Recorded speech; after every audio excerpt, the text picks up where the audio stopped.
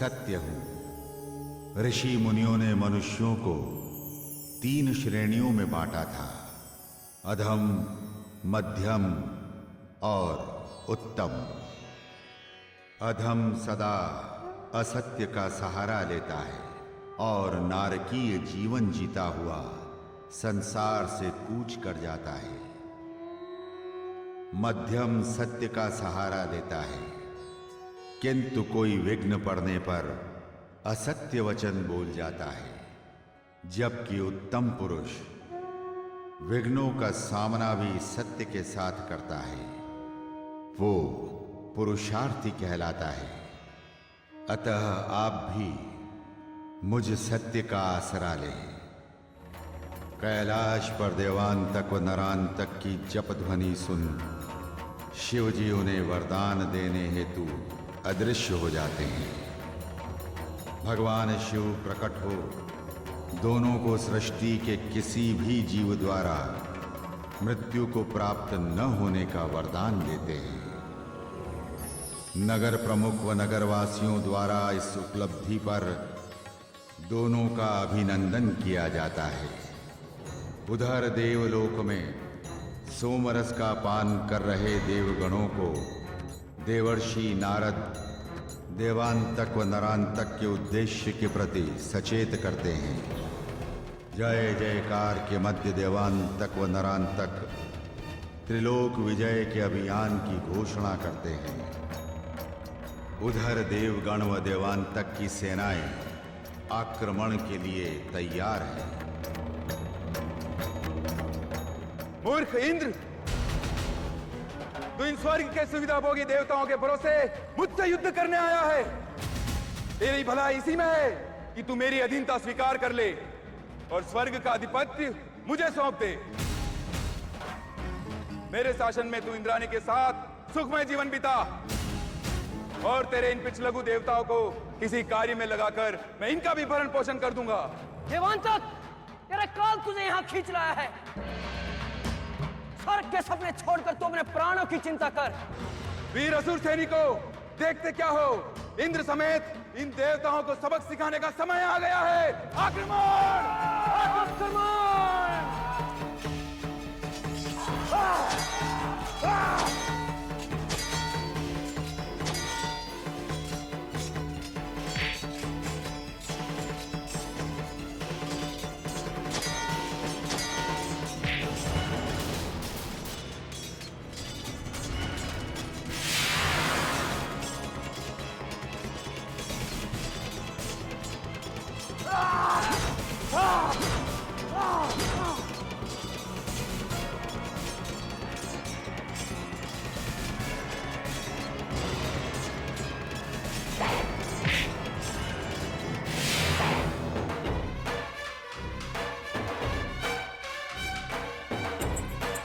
भाग गया कायर कहीं का। असुरराज देवांतक की, महाबली देवांतक की, असुरराज देवांतक की, महाबली देवांतक की, स्वर्गराज विजेता महाराज देवांकत की जय। वीर असुर योद्धाओं, कायर इंद्र और उसके पिछलघु देवता युद्ध मैदान छोड़कर भाग गए। अब इंद्रलोक पर हमारा अधिकार है। आप सावधान रहते हुए मौज मनाओ। अप्सराओं, अब हम इंद्रलोक के अधिपति हैं। युद्ध में थके हुए हमारे सैनिकों का मनोरंजन करो। जाओ और हमारे लिए मदिरा लेकर आओ। स्वर्गराज विजेता महाराज देवांकत की जय, महाराज देवांकत की जय। देवांतक ने स्वर्ग पर अधिकार कर लिया। देवगण स्वर्ग से पलायन करके पर्वत कंदराओं घने जंगलों में छिपकर दिन बिताने लगे। देवताओं की माता अदिति अपने पुत्रों की दुर्दशा और प्रजा पर हो रहे अत्याचारों से व्याकुल हो उठी। वो दुखी मन के साथ एक दिन पति महर्षि कश्यप के पास पहुंची। स्वामी, क्या बात है अदिति? बहुत चिंतित दिखाई दे रही। कोई विशेष बात है क्या? हाँ स्वामी, आप जानते हैं देवांतक और नरांतक के अत्याचारों से त्रिलोक में त्राहि त्राहि मची हुई है।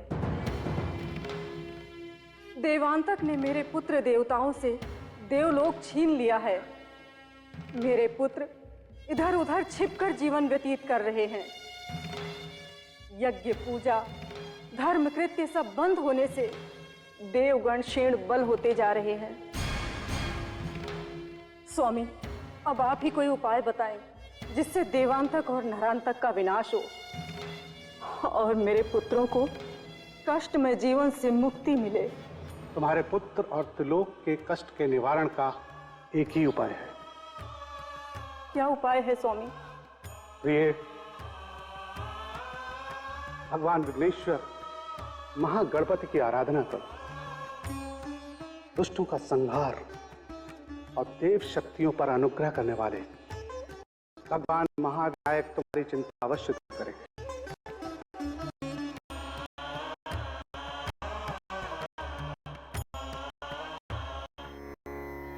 देवांतक और नरांतक के अत्याचारों से त्रिलोकी में हाहाकार मच गया।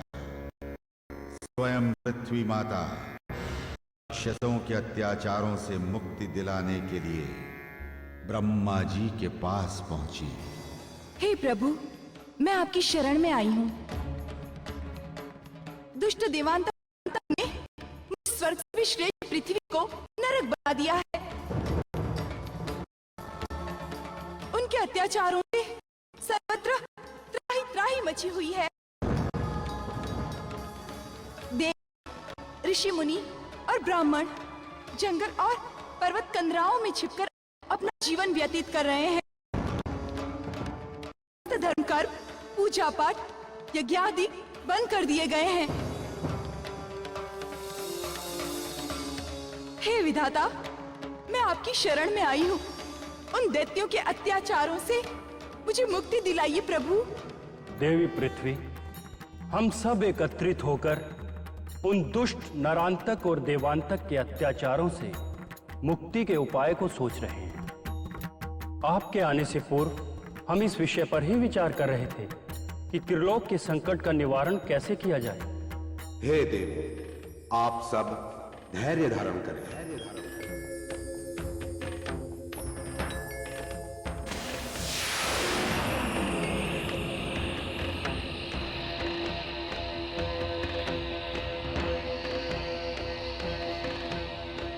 भगवान विनायक शीघ्र ही महर्षि कश्यप के यहाँ देव माता अदिति के पुत्र रूप में अवतार लेंगे।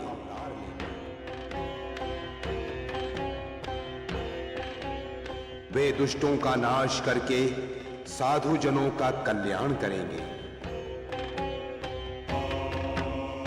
त्रिलोकी को राक्षसों से मुक्त करके धर्म की स्थापना करेंगे।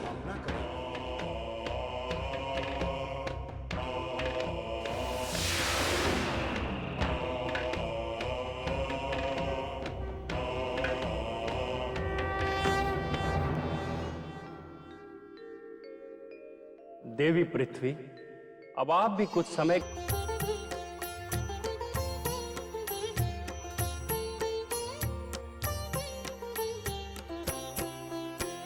सिंदूर लाल चढ़ायो अच्छा गजमुख को, दोंदिल लाल बिराजे सुत गौरी हर को, हाथ लिए गुड़ लड्डू साईं सुरवर को, महिमा कहे न जाए लागत हूँ पद को। जय देव जय देव जय जय जी गणराज विद्या सुखदाता, धन्य तुम्हारो दर्शन मेरा मन रमता। जय देव जय देव।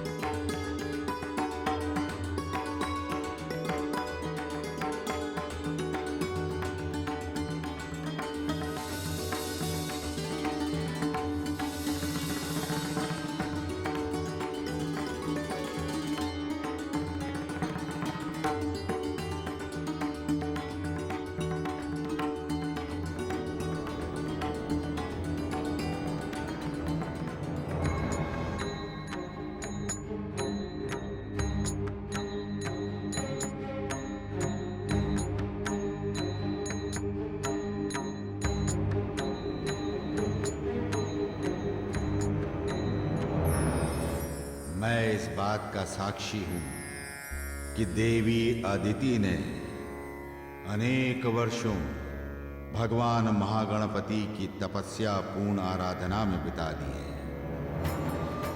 ऋतुएं बदली, मौसम बदले, नाना प्रकार के विघ्न उत्पन्न हुए, किंतु देवी अदिति अपनी तप साधना में अडिग रही।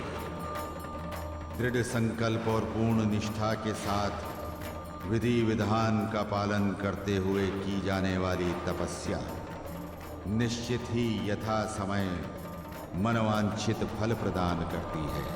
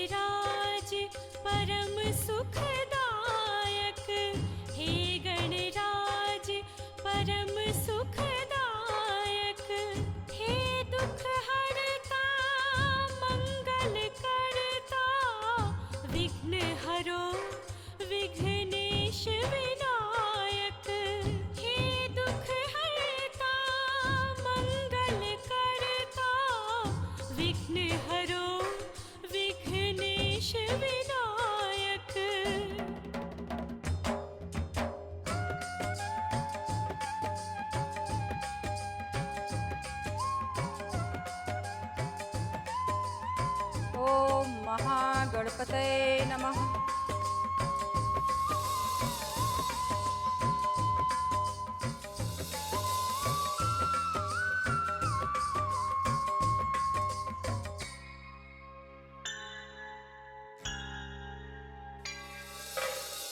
असुरों के अत्याचारों से त्रिभुवन में आतंक मचा है। असुरों के अत्याचारों से त्रिभुवन में आतंक मचा है।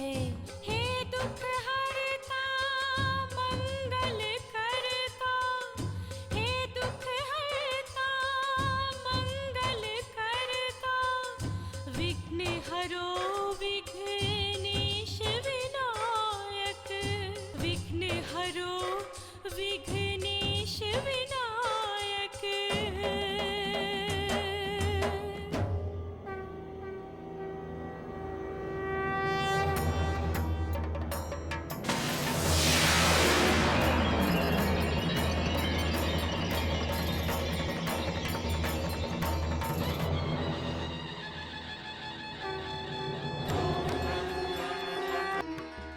देवी अदिति, मैं वही हूं जिसके लिए तुमने वर्षों कठोर तपस्या और पूजा आराधना की है।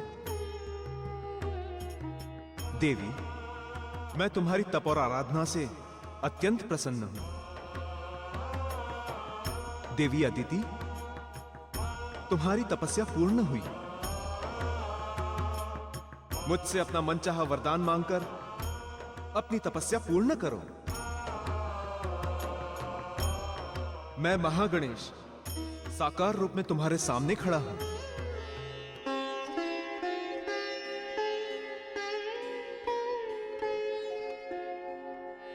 हे प्रभु, आप ही जगत के सृष्टा और पालन करता हो। अंत में ये सारा जगत आप में ही लय को प्राप्त होता है। प्रभु, आप सर्वेश्वर, नित्य निरंजन, प्रकाश स्वरूप और निर्गुण निराकार हो। राक्षसों के अत्याचारों से त्रिलोक में हाहाकार मचा हुआ है। प्रभु, यदि आप मुझ पर प्रसन्न हैं तो मेरे पुत्र रूप में अवतार लेकर राक्षसों का दलन और सज्जनों का कल्याण कीजिए प्रभु। तथास्तु देवी माता आदिति।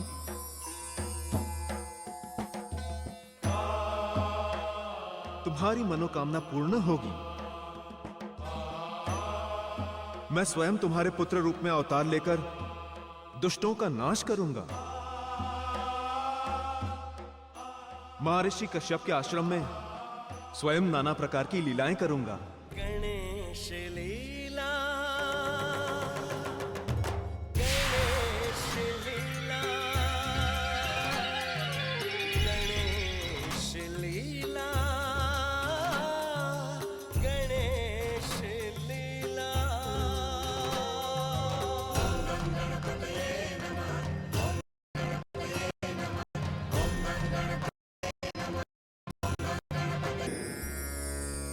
आपने देखा धर्म का हास हो गया है, सर्वत्र धर्म का बोलबाला है। सज्जनों ऋषि मुनियों को सताया जा रहा है। ऐसे में अदिति को दिए गए वरदान को पूरा करने के लिए भगवान महागणपति शीघ्र ही अवतार लेने वाले हैं। मैं तो अभी महर्षि कश्यप के आश्रम को प्रस्थान कर रहा हूं, आप भी मेरे साथ चलिए और भगवान के अवतार की अद्भुत घटना का पुण्य लाभ लीजिए।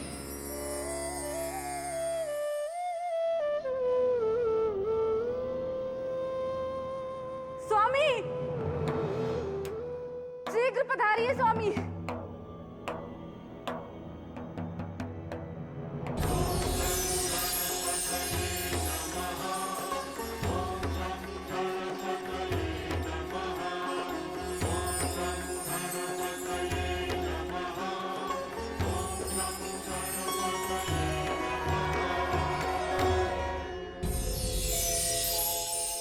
हे विघ्नेश्वर, बुद्धि सागर प्रभु, आपने हमें दर्शन देकर हमारा जीवन धन्य कर दिया।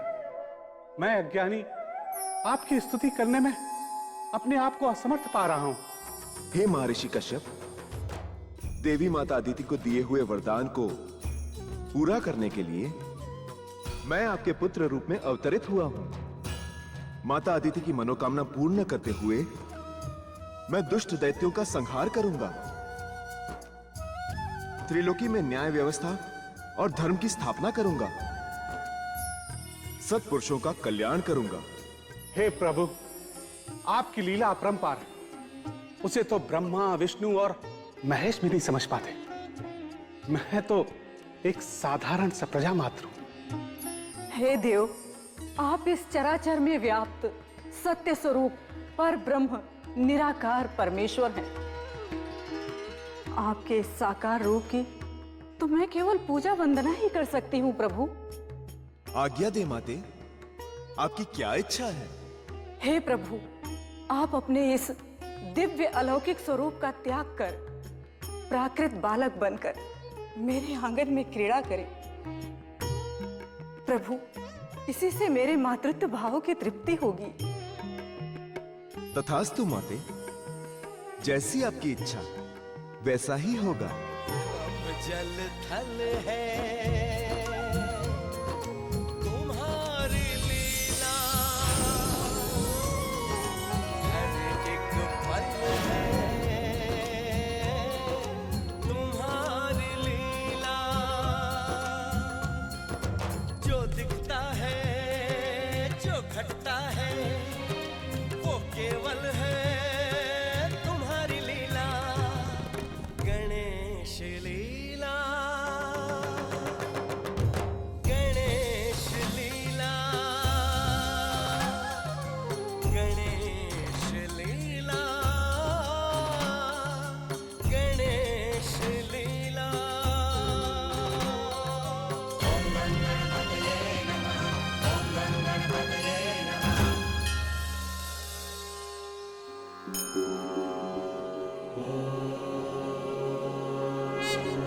यं ब्रह्म वेदान्तविदो वदन्ति परमं प्रधानं पुरुषसस्थान्ये विश्वदोद्गते का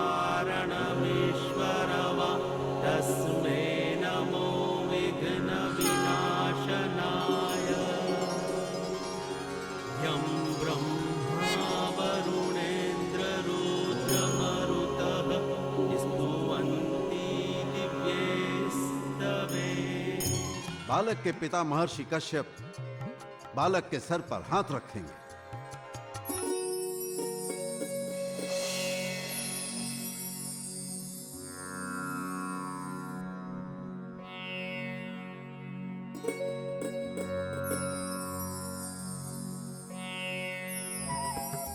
सभी ऋषि मुनियों की साक्षी में महर्षि कश्यप के पुत्र अदिति नंदन का शुभ नाम महोत्कट रखा जाता है। महोत्कट? महोत्कट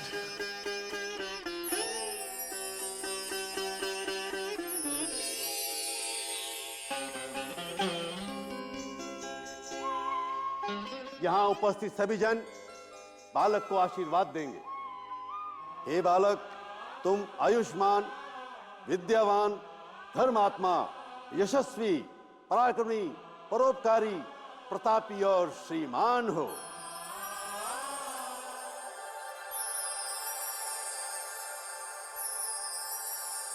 महर्षि कश्यप, सर्वगुण संपन्न आपका पुत्र महोत्कट इस विश्व का मंगल करेगा। ग्रह नक्षत्रों के अनुसार आपका पुत्र महोत्कट स्वयं परात्पर का अवतार मालूम पड़ता है, जो असुरों के संहार के लिए इस धरती पर अवतरित हुआ है। बालक पर संकट तो अनेक आएंगे, किंतु उन सब पर यह विजय प्राप्त करेगा। महर्षि कश्यप, आपके पुत्र का नामकरण संस्कार संपन्न हुआ। महोत्कट की, महोत्कट की, महोत्कट की, महोत्कट की, त्रिलोक विजयी देवांतक की, बनी देवांतक की, विश्व विजयी देवांतक की, विश्वराज देवांतक की, त्रिलोक विजयी देवांतक की।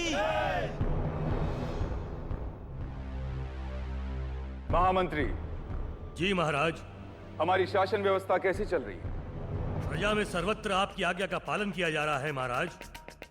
यज्ञ, पूजा पाठ, हवन सब बंद हो गए हैं। देवताओं को शक्ति मिलनी भी बंद हो गई है। ऋषि कुल, गुरुकुल सब नष्ट हो गए हैं और समस्त पृथ्वी के राजाओं ने आपकी अधीनता को स्वीकार कर लिया है महाराज। कहीं से कोई विशेष सूचना तो नहीं है महामंत्री? हे असुरराज, गुप्तचरों से सूचना मिली है कि महर्षि कश्यप के आश्रम में एक बालक ने जन्म लिया है। ये कोई विशेष समाचार है महामंत्री? बालक तो आए दिन जन्म लेते रहते हैं। जी महाराज, ये विशेष समाचार ही है। महर्षि कश्यप के आश्रम में जन्म लेने वाला बालक कोई साधारण बालक नहीं है। वो कैसे? हे असुरराज, बालक का नामकरण संस्कार कराने आए महर्षि वशिष्ठ ने यह घोषणा की है कि यह बालक असुरों का संहार करेगा। तुम्हारी तो बुद्धि नष्ट हो गई है महामंत्री। एक बालक असुरों का संहार करने के लिए पैदा हुआ है, यह कहने से पहले तनिक तो सोचा होता। आज देव, यक्ष, गंधर्व, किन्नर, यहां तक कि पृथ्वीलोक के समस्त राजा मिलकर भी असुरों का बाल विवाह का नहीं कर सकते। जी महाराज। फिर भी यदि तुम्हारे मन में कोई शंका है तो हम उसका भी निदान कर देते हैं। वो कैसे महाराज? इसके लिए वशिष्ठ की भविष्यवाणी को झूठा सिद्ध करना होगा महामंत्री। हमें आज्ञा दीजिए महाराज, हमें क्या करना है? इसके लिए राक्षसी विरजा को नियुक्त करना होगा। वो कश्यप के आश्रम में जाकर उस बालक को मार डालेगी।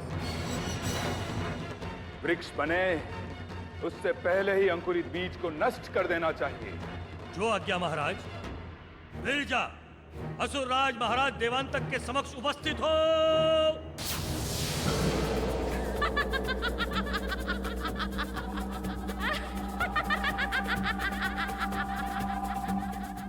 प्रणाम असुरराज। आज्ञा दे, मुझे किसने स्मरण किया है? विरजा, कश्यप के आश्रम में एक बालक ने जन्म लिया है और वशिष्ठ ने भविष्यवाणी की है कि वो बालक असुरों का नाश करेगा। मेरे लिए क्या आज्ञा है असुरराज? विरजा, तुम्हें कश्यप के आश्रम में पहुंचना है और जैसे भी बन पड़े उस बालक का वध करना है। किंतु ध्यान रहे,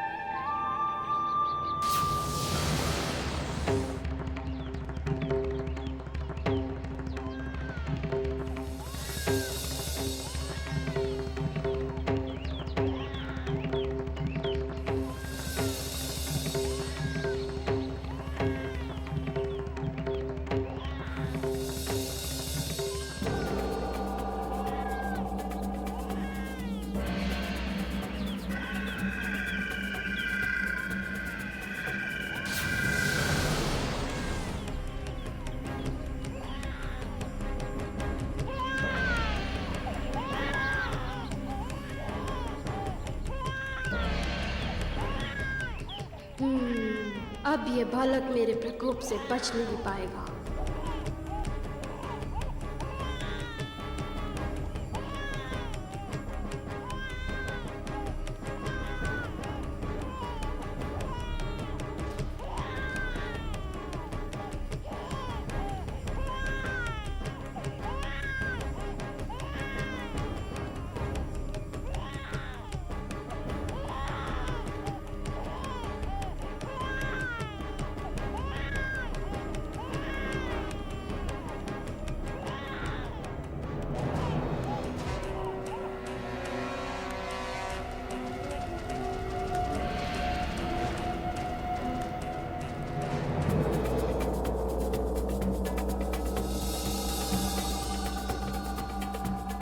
अच्छा, तो ये है चूहे का बच्चा।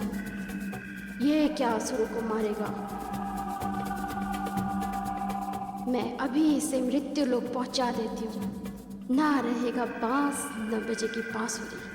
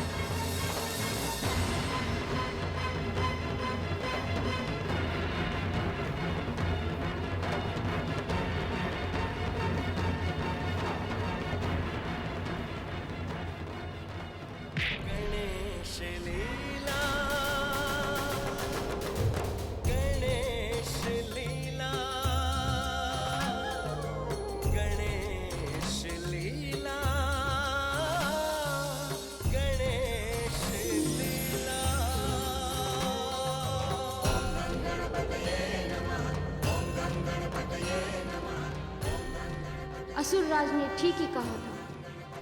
ये बालक कोई साधारण बालक नहीं है। एक ही पल में इसने अपना रूप भी बदल लिया।